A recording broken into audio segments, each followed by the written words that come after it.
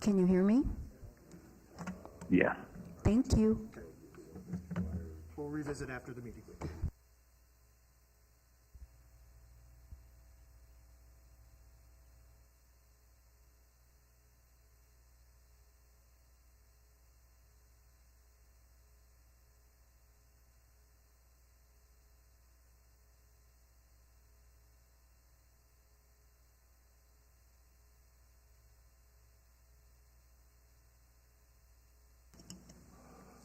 I'd like to call to order the City of Las Vegas Historic Preservation Commission for February the 28th, 2024.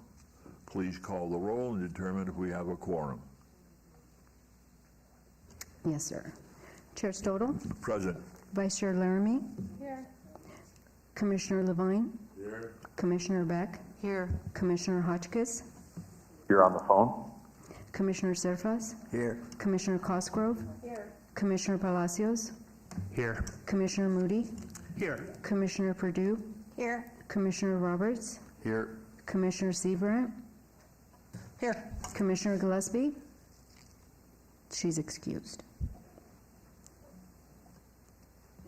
Do we have a quorum? Yes, we do have a quorum, and Commissioner Hotchkiss is on the phone. Just one on the phone? Yes. All right, thank you. Thank you. Agenda item number 2, the question regarding compliance with the open meeting law. Are we in fact in compliance? Yes, we are in compliance. Thank you. Agenda item 3, public comment. Comment during this portion of the agenda must be limited to matters on the agenda for action. If you wish to be heard, come forward and give your name for the record. The amount of discussion as well as the amount of time any single speaker is allowed may be limited. Would anybody like to speak at this point? General public. Seeing and hearing none, let's move on to agenda item 4, which is the chair's announcement relative to the Historic Preservation Commission. The only announcement will be, and I think that Dr. Seabrant will have this later, will deal with the upcoming Eldorado Parade. Agenda item 5 for possible action, the approval of the final minutes by reference of the regular meeting of January 24th, 2024. Unless there are corrections, changes, look for a motion to approve. I'll motion to approve. Commissioner Roberts. Further discussion? The commission? General public? Hearing and seeing none, all those in favor, please say aye. Aye. Hotchkiss votes aye on the phone. Those opposed? Motion carries unanimously with the chair voting in favor. Agenda item 6, 24-0080-HPC1, report by Jay Dapper, principal of Dapper Companies, regarding the status of the Huntridge Theater located at 1208 East Charleston Boulevard. Dr. Seabrant.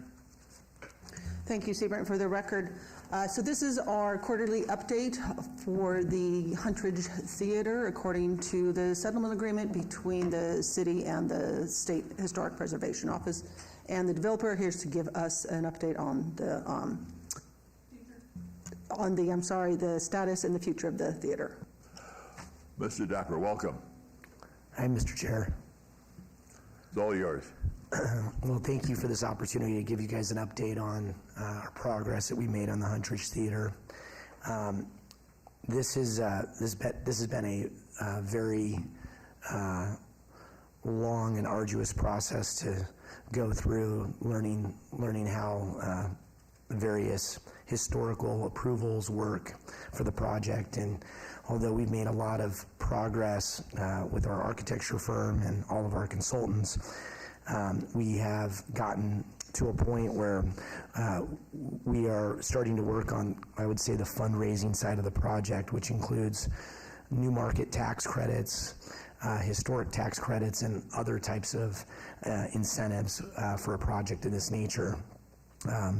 I've got some good news to report that we recently received a $8 million new markets tax credit allocation from Enterprise Bank, who has also expressed interest in being our construction lender for the project, so that's all very positive. But in addition to that, we are talking to other CDEs that have additional allocation for new market tax credits. All of those CDEs have expressed interest in giving us more allocation, but they've also expressed their interest in making sure that the allocations are included with or coupled with us getting historic tax credits, which we previously were not considering getting. And so we hired a consulting firm called Ryan, a lady named Beth, who specializes in the historic tax credits. And she came and visited the site and is in the very final stages of completing a report that will come to us and that we will also share with the commission and Diane. And that report will outline the items that she thinks that could become things that may need to be either changed or altered in order to qualify for the historic tax credits. The reason that this is important is because we've reached a point in our process and the plans where we're about 75% of the way through CDs with Gensler, but we can't finish until we know the answer to whether or not some of these things could change or be altered by the requirements that are connected to our historic tax credits. So, with that being said, we are on the verge of submitting our Part 2 application, which again we'll be sharing with Diane and the city and the commission, which I think you guys all get a copy of that. And then once we get that feedback from the reviewer, we will then decide whether or not we want to pursue the tax credits, make the changes, and then proceed accordingly. With that said, there's also another update that's pretty important to bring up. One of the reasons that we've started to really press down the road of some of these incentives is because, I don't know if any of you know this, but the Huntridge Theater, unfortunately, the census tract that it's in just fell out of an approved census tract for new market tax credits.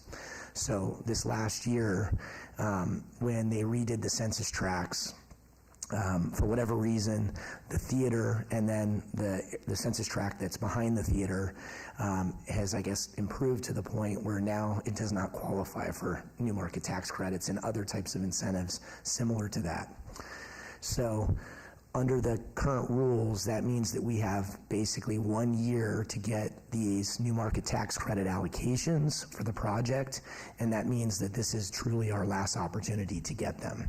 So we've kind of turned all of our focus, instead of design and getting to the point where we're turning in a set of plans, to making sure that we get in the best position to be able to get these new market tax credits. Otherwise, we will just not be able to qualify for them and get them. Other than that, we signed a lease with a new tenant, and if you could maybe go to page, oh, okay. You need to use the, Oh, sorry. I didn't know I was controlling this. And sorry about my voice. I had laryngitis and I lost my voice and it's just come back. Take you to, I don't know if you guys have seen these new renderings of the project, but Gensler completed these recently. These are some new renderings based on the design and the progress we've made. The top left-hand corner is the existing lobby, so you can see that says theater lobby. The far right-hand top corner is our rendering of our cabaret theater. The bottom left-hand corner is our new lobby, which is going to link the historic theater to the two new boxes that we're building at the back of the theater, which is the black box and the cabaret theater. And then on the far right is a rendering and a view of what the renovated main historic theater will look like. A couple of these are old, and a couple of them are new. The one in the top left and bottom right are kind of our old conceptual drawings, and then the one in the top right and then the one in the bottom left are our newest, more completed drawings based upon a lot of research that we've been doing on the project. As you can see, historic, we'll call it pylon sign or spire that has the Huntridge sign at the top. We're actually showing that in pink, which when Ginsler brought that to my attention and showed that to me, I thought that it was insane or that it didn't really match my idea of what our colors might be. But we hired a paint specialist that took samples of the stucco and chunks of the building, and they went back and actually did some research and found that the very first color that was painted when it was brand new was that pink color that we're showing there. And so as much as I was not initially thrilled with the color, and now I've kind of come to like it, and the fact that it was the original color makes me feel a lot better about it.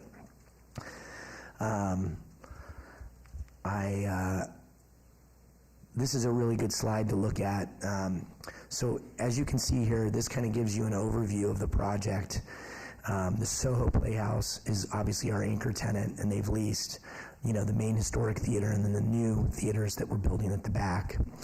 And then since my last update, I give you a little update. So we've signed a lease with a company called Bar Central.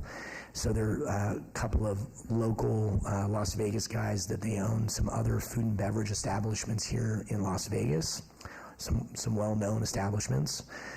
They pitched me an idea of a concept called Bar Central, which I can send the full concept deck to Diane at a later date. But we ended up signing a lease with them, and their space is well underway. And then on the last space to be leased, which is the space that you see right up in front, it says to be leased. We have several proposals from interested tenants. We haven't selected anybody as of yet, but expect that in the next couple of months, maybe three to 4 months, we will select that tenant, sign a lease, and move forward.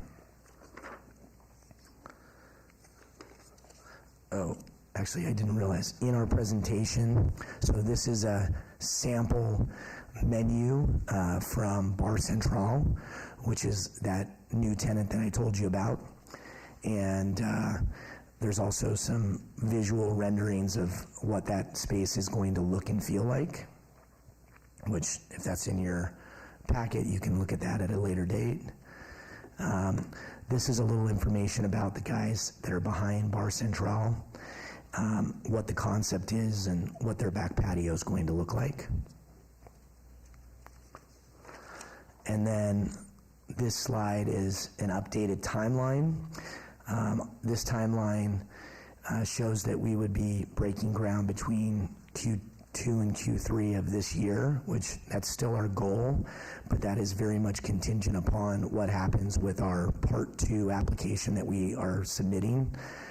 Since I've never been through that process before and don't really know how it works, I have to go based on our consultant and the timeline that they've given us, and there is always a chance that this could get pushed out a little bit depending on that approval. And this is just some basic information about economic impact of some of these tenants have on the project and in the area. And then this is the financing update that I gave you guys a little earlier, which you can see at the top. I went out of order. I didn't follow my own presentation, but Enterprise Bank, which is a local business bank who I've got a great relationship with, gave us the $8 million in new market tax credit allocation for the project. In addition to that, we have another bank that's offered to buy that $8 million in new market tax credit allocation, which will be a net result for the project of about $2.5 million. And let's see what else we have. This is a lot of stuff that you've seen in the past. And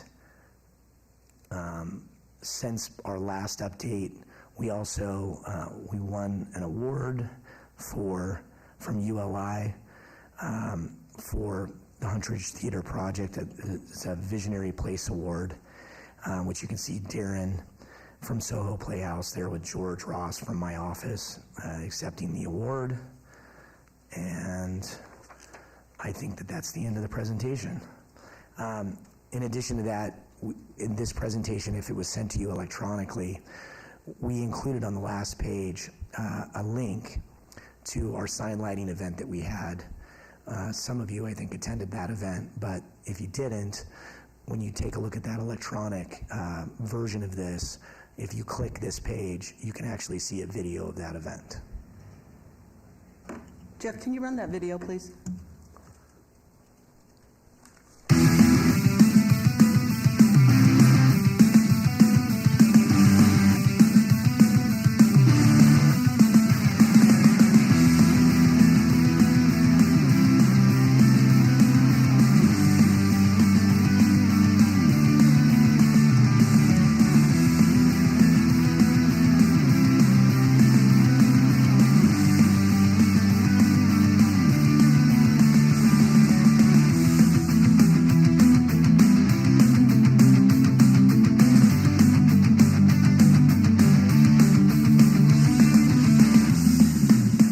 Okay, guys, are you ready?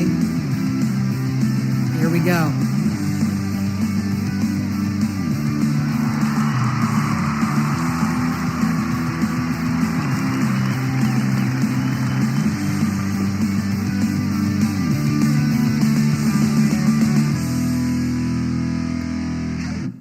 And, I don't know if any of you ever drive by the Huntridge at night. That event was, mainly symbolic. That marquee and lights at the Huntridge haven't been on for a very long time. And, I knew that the process in getting through the plans and, all of these approval processes through the various governmental agencies would be, take a long time. And so I really felt like lighting the marquee and kind of bringing that back, before we got started was important. Since doing that, we've had that sign basically lit every single night since then, which I think that a lot of people in the neighborhood, we've gotten a lot of great feedback from, and they say that they love the fact that it doesn't look like an old abandoned building with, no lights on at night. And it's actually been very challenging just because obviously, it is an old building and it's got a lot of, pre-existing conditions. So in order for us to keep the sign lit, which is a commitment that I made, once we lit the sign, it has been a little bit of work, but it's really worthwhile when you drive by at night and you see that it's all lit up. So that's the end of my presentation. And if you guys have any questions, Thank you very much. Some great, happy to answer. great update. Really appreciate that. Diane, two quick questions. One, the presentation, was that sent to each member? No, it's not sent to each member. It will be on the website as backup after the clerks put it on there. After the minutes are approved? Okay, because some of the slides, Mr. Tapper didn't actually talk about each slide, but the whole set of slides will be there? Yes, everything that's turned in at the meeting will be on. Great. Yeah, and most of those slides that I just went through were slides that were in a previous update, so I tried to stick to the ones that were more pertinent to updates as of today. But is there any reason that the commission can't get a copy of the? We put everything online, and it will. I'm just being told will be on there tomorrow. Everything that's turned into the meeting is on the backup, and it will be there tomorrow, so everybody can access that. And the second one, a little bit bigger of a question, and that is the certificate of appropriateness that this commission approved. Are any of these design changes that are now been updated from that, are they significant enough changes that the certificate of appropriateness needs to be amended? So that is, oh, I'm sorry, Seaborn for the record. That is a good question. I'm actually just looking at what the commission approved for the aesthetics on the certificate of appropriateness and seeing what has been submitted today. I'm going to have to look it over to see if it is the same design. Okay. If it is different, it will require And Mr. Chairman, significantly different. so far, all of the potential changes that we could have to make all would happen inside the building, not anything on the outside.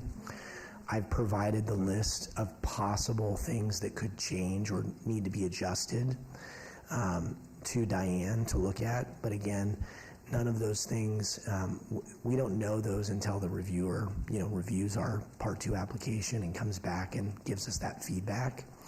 But we don't believe that anything that was included in the certificate of appropriateness or considered by this board will be anything that will be altered. And obviously we'll keep the board and then also Diane in the loop so that if for some reason there is something on the exterior that changes, which we don't anticipate, we would let you know. Okay. I didn't remember that we had, during the certificate of appropriateness discussion, whether or not what triggered it was the sort of the pink color. I don't remember that being on the original presentation, but maybe it was. Anyway, further questions? Yeah, well, just to remind you, when our she's the historic preservation architect from Gensler when she was here and she did her presentation.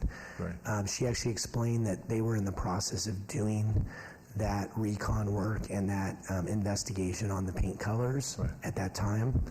And we didn't have the data or the information to make any decisions. Okay. Since then, they got the information back from the specialist that they hired, and that's when they came back with the new paint colors, and they did it based on the actual samples that we took from the building. Ms. Dabber, I think it makes all the sense to your decision-making process. Just the question is whether or not any of these changes significantly would require a review and amended certificate of appropriateness, and Dr. Seabrant will review that and get back to us. Further questions from the commission at this end? Commissioner Roberts, for the record. Mr. Dapper, thank you for the presentation. I really appreciate it.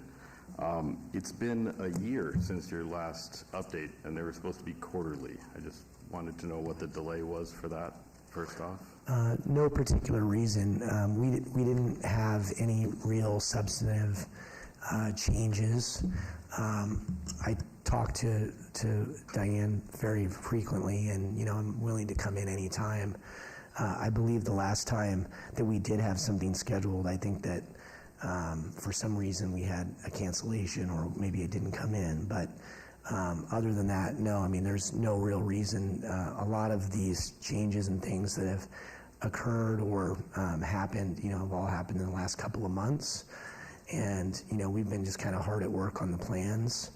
And so other than, just working towards the goal of getting a completed set of plans, we haven't had a lot of progress because we were in the very beginning stages of that. Now that we're further along and starting to pursue some of these grants and getting the plans kind of to the finish line, now we've realized that we have to not pause, but we have to wait until we get this feedback in order to move forward. So we've basically gone as far as we can go. Okay. Thank you for that. I also just wanted to ask about what the chairman mentioned too. The tower, so those changes to the tower now, the work that you guys conducted on the marquee in the tower before the sign lighting, that work changed the color of the neon at the top, correct? No, yeah, so now it's showing red, but it's white now. Yeah, the color of the neon today and colors of the building or anything else that we worked on was just temporary to get the sign lit. All we did was the neon on the sign was simply repaired. So the color of the neon at the top was the same as it was, the day that it got shut off 20 years ago. As far as the color of the neon when it was originally put up there, we don't know what that is. It's not something that any of the research that we've been done has been able to identify. Obviously, we don't have color pictures from back then, and so that's unknown what color the neon is. Well, the sign company knows. No, they don't. Well, when they removed the old neon, there's yeah, a gas in there that'll glow a certain color. Yeah, no, the neon that was there was, so the neon that was repaired. So they didn't remove any glass, is what you're saying? They removed no neon tubes. I don't know if they removed any neon tubes. I know that they repaired the existing sign. They took pieces and parts of that sign off, repaired them, and basically got it operational. So if you want, the next time I come back in, I can actually have somebody from Yesco that worked on the sign come, and they can, tell you a little bit more about that, because signs aren't necessarily my expertise.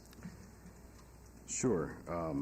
I think that would be great, a great idea, to And- have somebody from Yesco come, so. Yeah, and what I would also say, I mean, if you've got some, research or information where you think what the original color of the neon was, or anything like that you'd like to share, I mean, we'd be really happy to get that information. So far, Sure. That's not something that we've been able to figure out. The paint color was something that we knew, or we thought we knew that we could get by sending the paint sample and a sample of the building to the specialist, which we did. But as far as the the color of the neon, I don't know. And like I said, the best I could do is just bring the person in from Yesco that worked on the repair of the sign, and he can tell you what he knows. So why in your, thank you for that, I'd be interested in that very much. Why did the renderings change in color? It was showing white before, and now they're showing red. What is your intention? I should suppose I should ask. I'm sorry. When you say the renderings, what do you mean by that? The images, the conceptual images that you presented to us just now, they show at the top of the tower, the neon lit letters for the word Huntridge are now showing red. Yeah, no, it's a daytime image, so it's not meant to show them being illuminated, and based on the original colors that Ginsler believes that the building was, they believe that the background was a white color, like we're showing here, that the fins were pink, which they actually have a very specific pink, and I don't have that name, but I can. I'm only talking about the neon. Sorry, if I Yeah, can the interrupt. neon- Jeff, can we get slide 3? It's slide 3 that they're talking about. Thank you. Yeah, so and the neon, just so you understand, clear neon actually reads red. So right now today, the neon that's up there, I believe is clear neon. And like I said, I'm not an expert on neon, and I don't want to try to be an expert. But as far as what the color is, there's no intent right now. We haven't decided that the neon should change from what it is or be put back to an original neon, because we don't know what that is. So like I said, if you've got some good information you can share, or you even want to be a part of that conversation, we'd be happy to have you be a part of that conversation. No decisions have been made. The only thing that we are showing on the rendering is the color of the white building and the pink. I understand that. As we can see here on this slide that's now been brought up, there's two distinct different colors of the lettering, whether that's the boxes that are painted or the neon itself, whatever it is. My question is if there is going to be a change, No, this is an artist rendering, so I just want to be clear. This is not our set of construction drawings, and this is not meant to be representative of what we're doing. Commissioner Roberts, let me just ask the question directly. If a change in the color of the Huntridge sign, is that something that we would be enough to require an amendment in the certificate of appropriateness? Is that a big enough a deal? So, Seaborn, for the record, so I'm looking at the certificate of appropriateness that was approved on June 23rd in 2023. So just to answer Commissioner Roberts' question, Mr. Dapper was here in June. But there were no colors on the renderings that were submitted for that certificate of appropriateness. So we would ask him to come back with the renderings that have the actual color schemes, yes. Okay. And we could amend this one. Where I'm going that with Mr. Dapper is that as this project moves along, there may be some other adjustments that you uncover new information, or there needs to be a change. And I don't think we need to have an update on or vote on a certificate of amendment, certificate of appropriateness amendment for every single change that occurs. That maybe there's a point that when there's a significant number of changes, then we can look at that again. I think otherwise you may be coming back here every quarter with a request for a certificate change in the appropriateness. But I'm going to let Dr. Seabrant kind of work that out with you.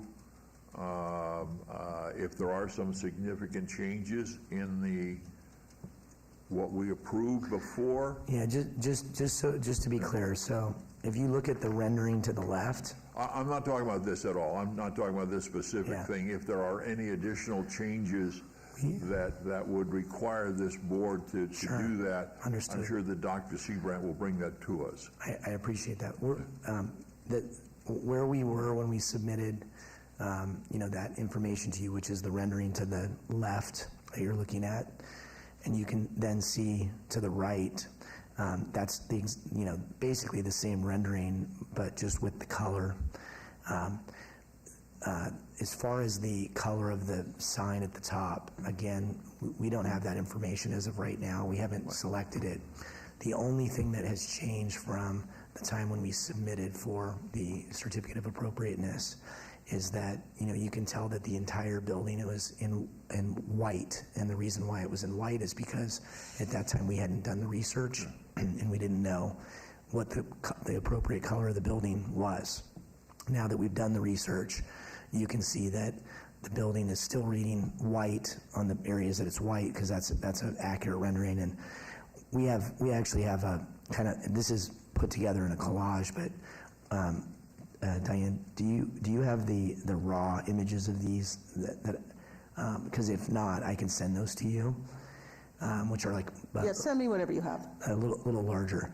And like I said, those changes, as we make them, for instance, on the neon sign, our goal isn't to change anything than what it currently is in place, unless, of course, we discover through research that, the original color was red, and today it's pink, Gotcha. So, Commissioner Roberts, please. Yeah, I just wanted to, and thank you for all that clarification. I just want to ensure that I understand how projects progress, and changes are absolutely inevitable and should be expected. I just want to make sure that we're very clear on the role of the HPC and of this, specifically for certain areas and aspects of this project, that any changes that were to be made or to come about would be courteously brought back to us for our approval, so that it doesn't turn into something much larger of a change. That's all. yeah, we'll pay attention to the approval that we received, and we'll make sure that if there are any changes that are made from that approval that deviate from what was approved, we'll notify Dr. Seabrant, and we will, I'll bring them to your attention when I come. Any other questions from the commission? Nope, just one final comment from myself, and that is, when there is no update quarterly, the commission would like to hear that there is no update. Sure. So it's not, the fact that it's been a year frustrated me as well as some other members.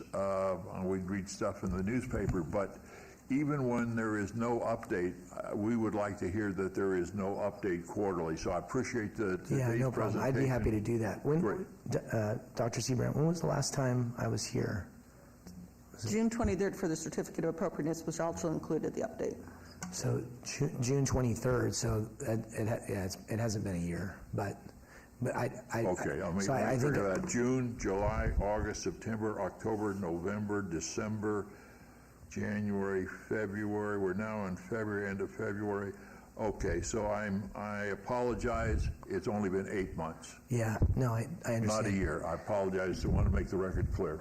Yeah, and I'm more than happy if, even if there is no update, more than happy to come in and just say that there is no update. But Great presentation today, and look forward to an update on that tax credit. That's a great move forward. So thank you. We're all excited about it. And I do think that now that we're a little deeper in the planning process, you know, although there hasn't been a lot of activity between now and when we did the certificate of appropriateness, I think that we will have a lot more to share on a go-forward basis. So I doubt very seriously I'll be showing up to say that there's no updates.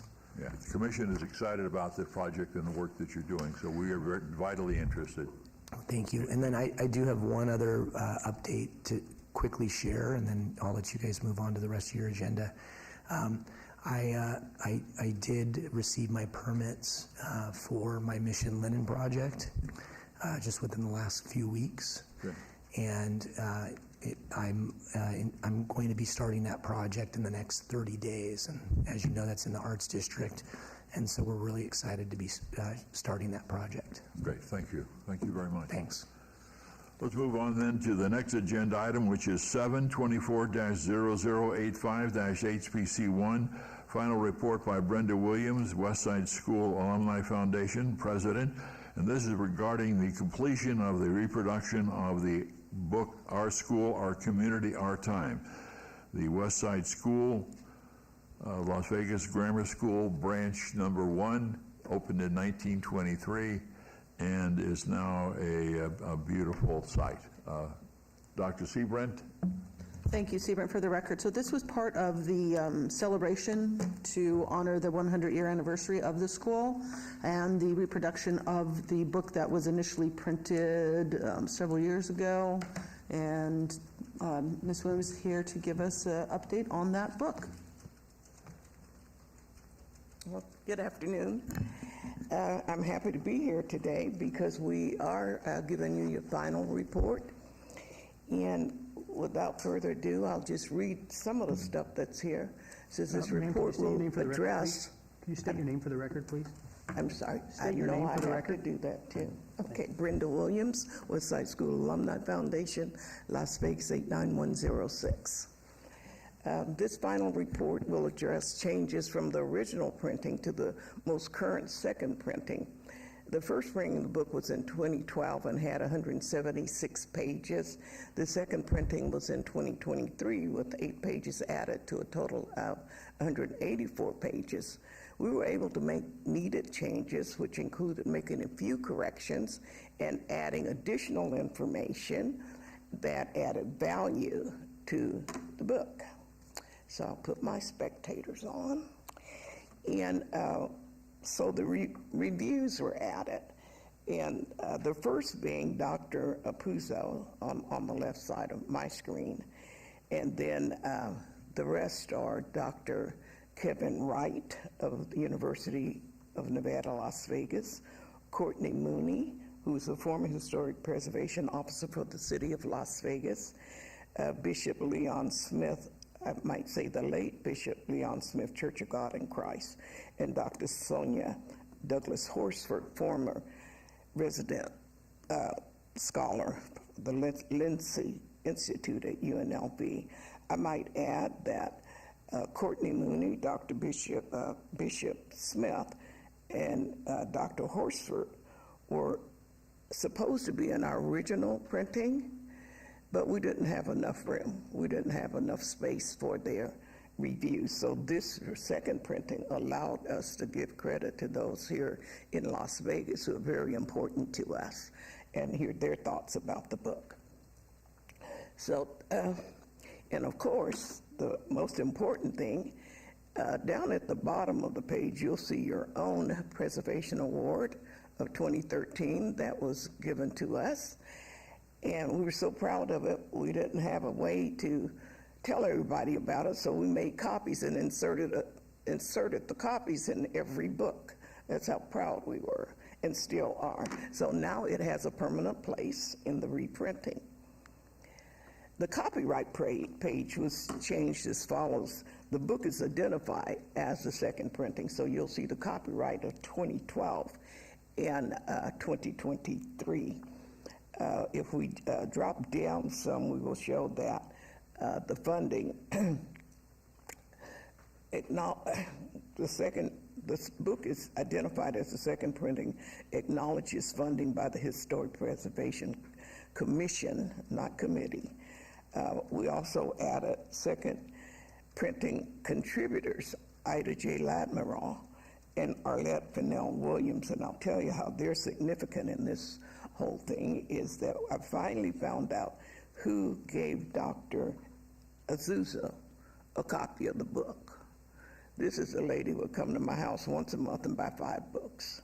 So I had no idea what she was doing with them, but she sent them all over, and Dr. Azusa was one of the people she sent it to, who was so impressed with it, he wanted to write the review. And the next person is soon to be my daughter-in-law, even though she has the name Williams. She's not a Williams yet. She was before.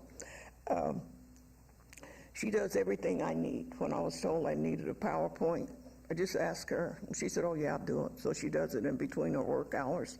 Anything that needs to be done, this woman will do it, including finishing my application to get the grant to have the second printing done. Additional changes to the book. Oh, did I go back too far? Wait a minute. Let me see where I am. Oh, I got to start over. Okay, I had it. Now go forward. Okay, well, I can ad-lib. I don't have to do this. This is just some of the changes. This is the original school in 1930, and it's in the book. And then we have the school as it is today, completed. That is very significant. People take a look at it and they really exclaim about how beautiful it is, and it's still in keeping with the old style, which is what we're trying to do, is preserve these spaces and places. Okay, I'm gonna go again. Okay, here we go again. As the Westside School as restored today. On your upper left, this is the front that faces onto Washington Street. And to the right would be the courtyard as it exists today, as restored. There was nothing in there but dirt and all that kind of stuff. And this is the front again, down at the bottom left. And to the right is actually like the community room. Everybody comes to that room for educational purposes, social purposes, and so it is truly a beautiful place restored.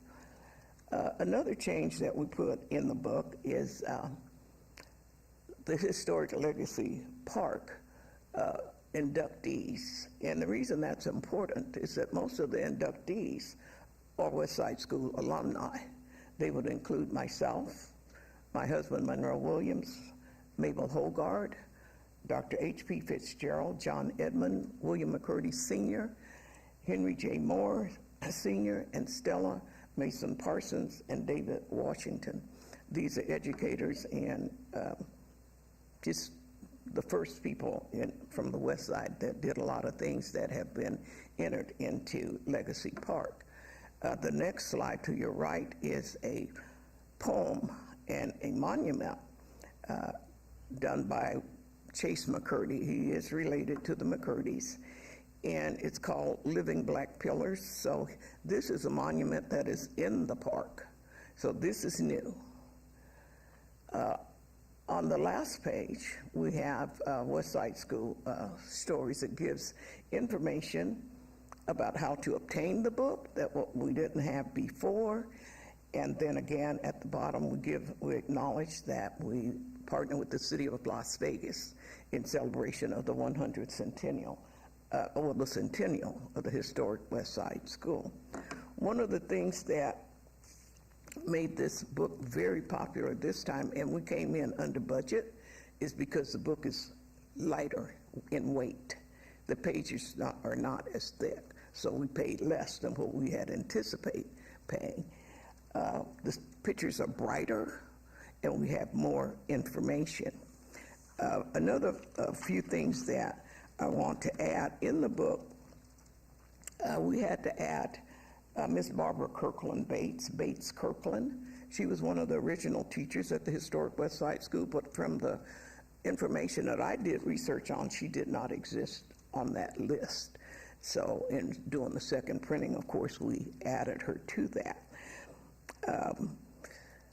2 additional stories that failed to meet the original deadline for the first printing were so compelling that we also inserted those stories in each book that was to be sold, in addition to your certificate that you gave us. So, but this time we were able to put it in the book, and the compelling thing about it is when people read the story, and it shows a poll tax card back in 1942, it showed that black people had to pay $3 in order to vote. And so that poll tax card is dated 1942, and the county auditor at that time was David Farnsworth. So I thought it was, you can't see it from here, but you can see that this is an original copy of that. So that was something really important to us, and not only to us, but to everybody that reads it. Another thing that we did to make changes to, some of the pictures were given credit to people that did not actually make a contribution. It was not their photo. It did not come from their personal collection. And one of those people was my best friend who just died October the 22nd. She was in the parade. September 30th, Miss Audrey E. James, she died at 109 years old. And she was always disappointed. She loved the book, was on a coffee table, she shared it with everybody, but she said, those were my pictures. In 1967, those were my pictures. So before she died, we were fortunate enough, thank you, to have the new book, and I had the corrections made. And she was so ecstatic about that. The books have generated a lot of interest, not only new people, but families. As their parents or aunts and uncles die, they find out they were in this book. So now we have families purchasing books. So it's a great honor, I'm serious, to be able to share our history and our contributions with everybody. You know, I talk a lot, and I'm keep trying to keep this, but just to show you, as an example, I had an opportunity to meet President Joseph Biden on January 4th, and talkative Brenda walked in, and I said, geez, this is so exciting, Mr. President. He said, it is. Well, come on over. So we chit-chat for a minute. I said, I bought you a gift also. You brought me a gift. What is it? Where is it? So I said, well, your handlers wouldn't allow me to give it to you personally, but they have it. So he said, the handlers or the staff? I said, your staff. And he leaned over, kissed me on top of my head, and said, well, God bless you. And I thought, oh, my God. So he knows that he was in not only in the historic West Side, but he knows about the history of the historic West Side. So I'm just too excited about all of you guys that have participated in helping us preserve this history. It's what we need, preserving the school, all of those things. Now I'm a member of the Preservation Society. I have to, write my little check and say, hey, I want to be a member of this because these are things that need to be preserved. And with that, I might say that we had an opportunity to participate in the City of Las Vegas book fair. We had an awful lot of people who came up. I know we sold enough books to fund a scholarship minus $200, so that was $1,200 we made that day. And Jack Levine was one of the people in line, and I kept looking at this guy and going, where do I know him from? And he started talking, and he says, well, I'm on the commission. I said, okay, now I know. So including the families and individuals and groups that I speak to, I usually walk away selling at least 4 books, okay? And to interact with the people, most of those people that we sold books to were educators and people who were new to Las Vegas, had no idea we exist, much less made any contributions. So that's significant in itself.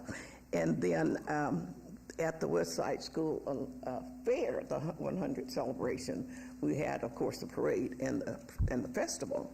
We had a booth set up, and we sold another $1,100 in books. And the orders are coming in every day. We're going to be out of books pretty soon, which is great, because the 2 kids that we sponsored for 2023, instead of giving them $1,000, we were able to give them $1,500. And another person gave us $1,000. Another gentleman gave us $2,500, $1,000 to do whatever we chose to do with it, which would be administrative costs, and the other $1,500 would be to go towards the scholarships.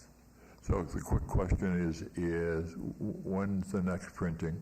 I'm sorry, I don't hear. How many copies do you have left, and is there going to be another printing? I'm doing this all by myself, and the books are in my garage. We have several left. Okay. Yes. Right. Question, comments, thoughts, please. Commissioner Roberts, thank you very much and congratulations. What a feat here. The only question I have is, where is the best place to buy it?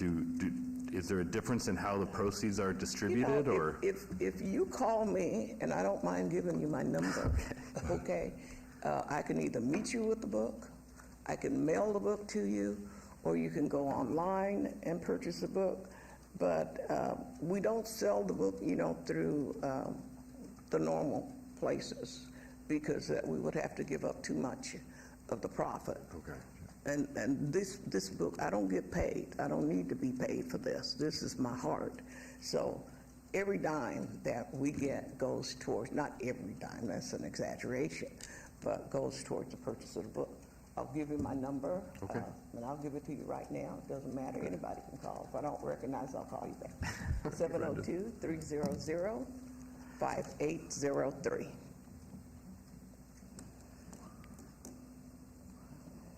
I saw lots of pens writing that number down. Thank you very much. Thank you so much. You'll this get is a my few heart. calls. Thank you. Appreciate it. All right. Thank you very much, and we look forward to your next visit and the next edition, the 3rd edition. There will be a 3rd edition. You know I'm going to be 80 in a month, so I don't know. So, thank you. All right. Let's move on to agenda item number 8, 24-0082, HPC1, report by the Community Development Department regarding the 2024 Historic Preservation Month Awards. Dr. Seabrant. Thank you, Seabrant, for the record. So everybody remembers we have May is Historic Preservation Month. Please get your nominations in by March 21st. We updated the form because in the past there was not a place to put the email or the phone number of your nominee, and so it was very difficult to get a hold of somebody. So please, if you're going to nominate an organization or an individual or people as plural, please, you need to include the email and the phone number, otherwise we cannot contact them. So once we have all the nominations submitted, we will have them presented at the April 22nd meeting in order to vote on them. And then we will have the presentation at our May meeting. And as a reminder, and we can send you all this if everybody needs this again, but it is the Bricks and Mortar Awards, the Education Awards, the Advocacy Awards, and Career Achievement Awards. And the form, Teresa just sent everybody the form as well, so. Any questions, comments? I did have one question that I asked Dr. Seabrant, and that was whether or not there's an opportunity to nominate posthumously those that have made major contributions to historic preservation within Las Vegas, and the answer is yes.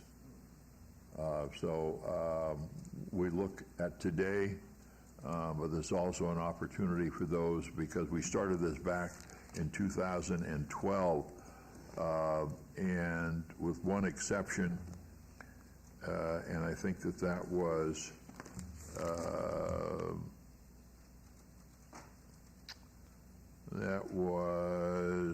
where are we? I believe it was the Warrens in 2020. Right, the Warren, Elizabeth Warren. But there are some opportunities of people that in the past have made significant contributions, and it'd be worthwhile to recognize their efforts. And so the answer is yes, look at today, and if there's something yesterday, the same thing. And also some contact information to provide staff with the opportunity to get a hold of either the family or potentially the organization, if that's all that we have. Anything else along that line? No, I was just going to emphasize that. If you're going to be nominating somebody that's no longer with us, you must have a contact information for somebody we can contact. Right. With that,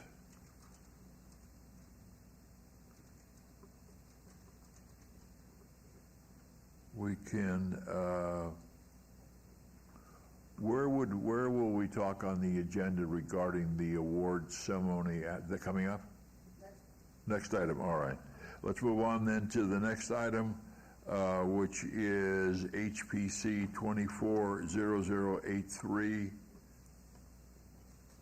HPC1, discussion of possible action regarding approval of up to $1,600 in Historic Preservation Commission funding to host the 2024 Historic Preservation Month Awards Luncheon. Dr. Seabrand. Thank you, Seabrand, for the record. So as everybody recalls, last year we had our inaugural luncheon, was very well received. I think everybody had a very enjoyable time. It was great to see people meet people they haven't met before or had not seen in a long time. I mean, if this commission wants to have that same type of luncheon again for this year, we can certainly do that.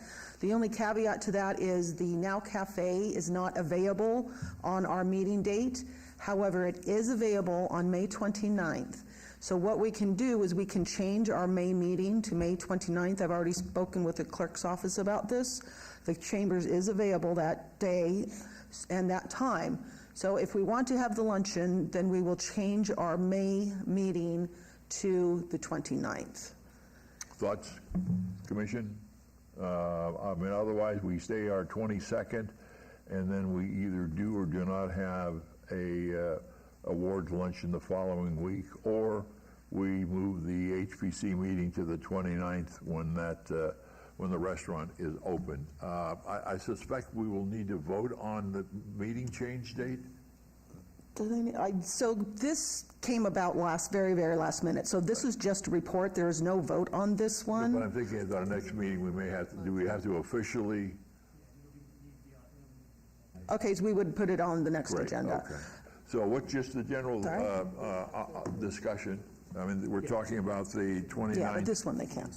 Where we would potentially have. Wait, is this a vote or not? So are we comfortable with having an award ceremony this year? A luncheon? This is just a report, but I mean, I'd look for. I'm sorry, that's my mistake. It's a approval item, but that's just for the money, not for the date change. Right, right. I just wanted to say, Colleen Beck for the record. I just wanted to say that I thought that the luncheon was such a success last year. And it was really great for us to have an opportunity, you know, to talk to people we know, but also to meet some of the awardees. So I really support having the luncheon. And just as a comment here is that I think it's important to have the award ceremony and the luncheon on the same day. Right now we have, the action item is to fund up to $1,600 for this year's award luncheon. I look for a motion. Commissioner Laramie, I motion to approve. Commissioner Perdue, second. Further discussion by the commission? General public? Hearing and seeing none. All those in favor, please say aye. Aye. Hotchkiss votes aye on the phone. Those opposed? Motion carries unanimously with the chair voting in favor. Chairman Stodel, I'm sorry, Superintendent, for the record. And Jeff, can we go back to that last slide, please? I did fail to mention that there are the other events for Historic Preservation Month. And it is the, the parade and the film. So I'll have more on the parade in our updates, but remember that our film, the 1960s, will be on the 18th. So we're spreading out events throughout May to make it more of a Historic Preservation Month. Great, all right, thank you. Then let's move on to agenda item number 10, report by the Community Development Department regarding the director's update.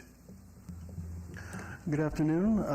Michael Howe filling in for Seth Floyd while he travels back from D.C.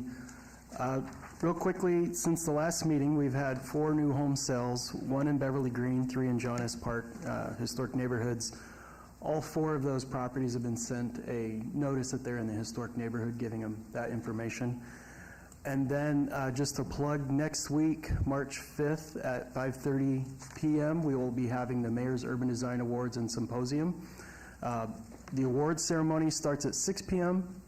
It will be followed with a keynote speaker, Alan Hess, who is a noted historian on mid-century modern architecture, prolific author, and he will be speaking at 7 p.m. So again, doors open at 5:30. There will be food and beverage provided. The Mayor's Urban Design Awards, which does have a category for historic preservation and adaptive reuse, and then we'll have Alan Hess speaking on the title of The Act of Preservation. And we expect, how many does the Fifth Street School seat, roughly? I mean, a couple For this hundred? event, it seats as many as we can get. So more technical number, 75. Okay, but do we anticipate a large number? For example, last year, was that fully? We always ballpark. It's challenging, but we generally from 50 to 100. We get quite a few that show up for the awards, and then we try to keep as many as we can for the keynote speaker. Great, okay. I'm just trying to decide on getting there, how early to get parking. Further questions, comments? Please repeat. And the letters that we send to the new homeowners, are those registered letters or just regular normal mail? That could be. We send those certified mail. Great. That's excellent. Further questions, comments? Yes. What was the date again and the place? Oh, again, it's March 5th, beginning at 5:30 p.m. at the historic 5th Street School, 401 South 4th Street. Okay. Any other comments, questions? All right, let's move on to the next agenda item, and that would be on my agenda, number 11, report by the Community Development Department regarding project update list. Dr. Seabrand. Thank you, Seabrand, for the record. So for our updates, our surveys, we have quite a few that are in progress. Everything's going well on all of them. The Christensen House, it has officially been approved to the National Register of Historic Places. I just got the press release from SHPO this afternoon, so we'll be sharing that with everybody once we get back to our desks. And of course, it is still in progress for the local register and to be on our March Planning Commission meeting. 1425 Francis Avenue was approved by City Council to be added to the local register. So the next step is to arrange the plaque ceremony, and we're working with Ward 3 on their availability. And of course, once we have a date pegged down, we will let everybody know so you can attend. The updates for the Old Mormon Fort are in for the National Register update are in progress, as are the Historic West Side School updates. And for the design guidelines that have been completed, they are online.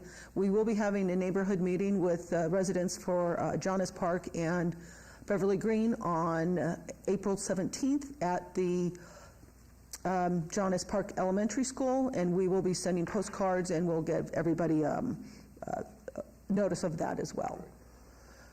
And this is, we're giving just some information for a free hands-on workshop. Boulder City received a grant to hold a workshop to have a wooden window restoration and weatherization 3-day hands-on workshop. And it is free, free lunch, free workshop. Bob Yap is the instructor. He is an author, teacher, and nationally known old house expert. He had a PBS television show called, I believe, Our Old House, that he would talk about restorations and preservation. You must be a contractor, though, licensed in Southern Nevada. So if anybody here, and I'm sure some of you know some contractors that are licensed, if they would like to attend, they have to attend all 3 days. They have to commit to all 3 days. Please contact Michael Mays with Boulder City. His phone number and email are there, 702-293-9261 for the phone. And you can email him at mmays@bcnv.org. The property that will be renovated on those windows is the picture you see here. It is a museum-owned property, 640 Avenue C. So not only is it free, it's hands-on, and it's helping preserve a museum-owned property. So again, that's all the information I have on it, so please contact Michael if you have questions and to sign up for it. And please pass that on to people you know that qualify. Great, thank you. We also, remember, we do have our Eldorado Days Parade on May 11th. It starts at 10 a.m. So I have 2 commissioners that have expressed interest in being part of our HPC float. So right now, unfortunately, we can't get the old antique cars, so we're going to create our own little float. We can take a city car, and depending on how many people from this commission wish to attend, that will depend on if we get regular vehicle or a pickup truck, and then we'll have a city vehicle, and we'll make some banners that say the Historic Preservation Commission. But again, let me know, or let us know, Teresa and I know, as soon as possible if you would like to participate. And a reminder on March 15th is a cutoff date if you want to attend one of the upcoming conferences. The National Alliance of Preservation Commissions is July 13th through August 4th in West Palm Beach, Florida. And then the National Trespass Forward Conference is October 28th through 30th in New Orleans, Louisiana. So I know the ones that have already expressed interest, and you gave your names to Teresa, that's fine, we have those. If there's anybody that is still thinking about it, or all of a sudden they realize they can attend, please let Teresa know, again, by March 15th, because we need to then ask for funding and know how many people we need to register. And those are, the other update I had, I sent an email just to those who attended the DC conference. There was some mix-up on checks, so there was only one commissioner that received 2 checks, so we got that one back. We'll be giving yours back, and everybody else is fine. So thank you, and questions, we're happy to answer. And of course, there is a funding assistance from to the commission regarding attending those 2 conferences. Thank you. Move on then to the next agenda item. Well, let me just back up down to the Eldorado, the last item, please. So right now you're worried about, we're not worried about, I'm worried about, making the deadline for the West Palm Beach, Florida. The deadline is the other conference in New Orleans? Well, we would like to have everybody to let us know by that March date, because we do need to sort out funding and registrations. I mean, it's not just, it's a multi-tiered process to get there. Yes. So could I have the dates again for New Orleans? October 28th through October 30th. Yeah, I was writing so much that I didn't see the example up here. Thank you very much. Okay, and we do usually get there a day early. So if, and again, it depends on our travel department. Again, we don't do it, our travel department does, so they usually bring us there a day before the conference starts.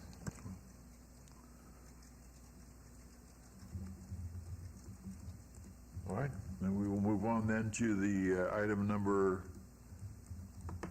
I have 12, report by the Community Development Department regarding historic and archaeological resources in the local media, and there were several several pieces that are listed there, in case.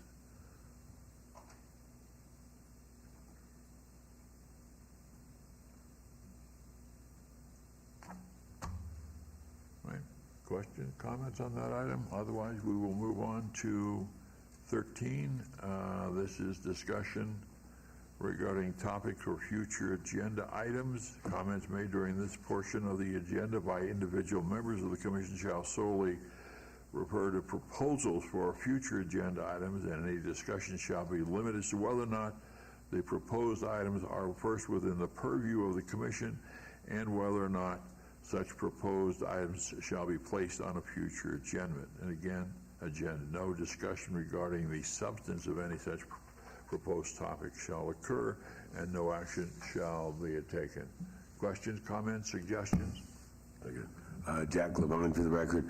I was having a discussion with Peter Marizzi, who's an architectural historian from Palm Springs, the founder of the Palm Springs Modern Committee. He wrote the nominating application for the El Cortez to be on the National Register, and we were talking about the Vegas Vic sign, and when we walked Fremont Street, we were really happy to see it up and lit and working.